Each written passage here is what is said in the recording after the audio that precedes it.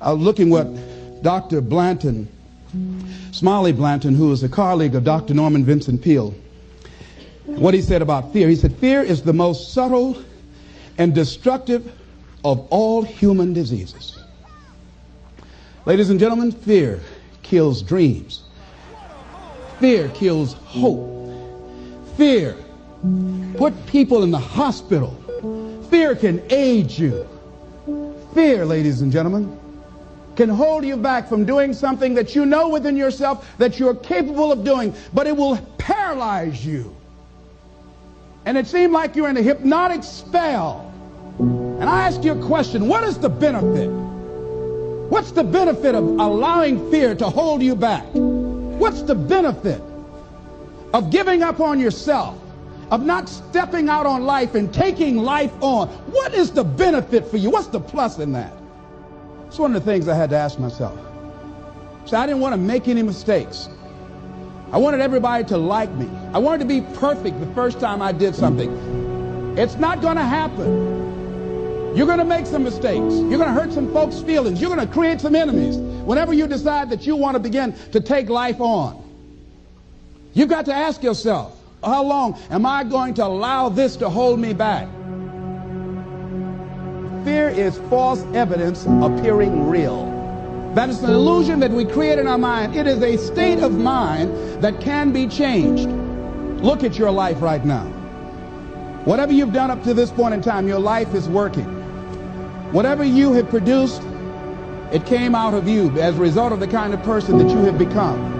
It's a result of your choices. It's a result of your consciousness. Now you have to ask yourself, are you satisfied with what you have produced? Is this what you want? Would you like for things to be better than this? Do you believe that you deserve better than this? Or are you content? This is that you don't have to do anything else. That you already resign yourself in life and say, well, I'm happy. I'm not starving like the people in Calcutta. Are you allowing yourself to get off the hook like that? Or do you believe somewhere in the back of your mind or in your heart that there's some other great work for you to do? There's something else that life has for you.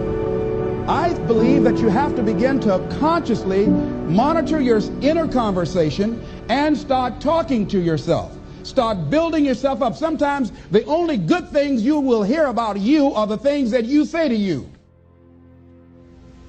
Here's something else.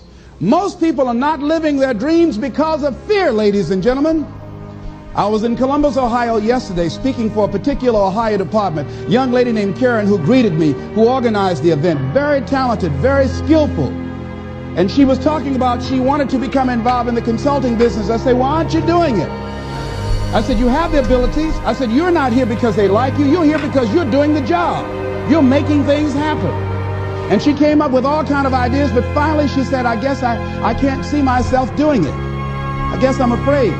Fear, limited vision, and lack of self-esteem is what keep most people doing things they don't want to do.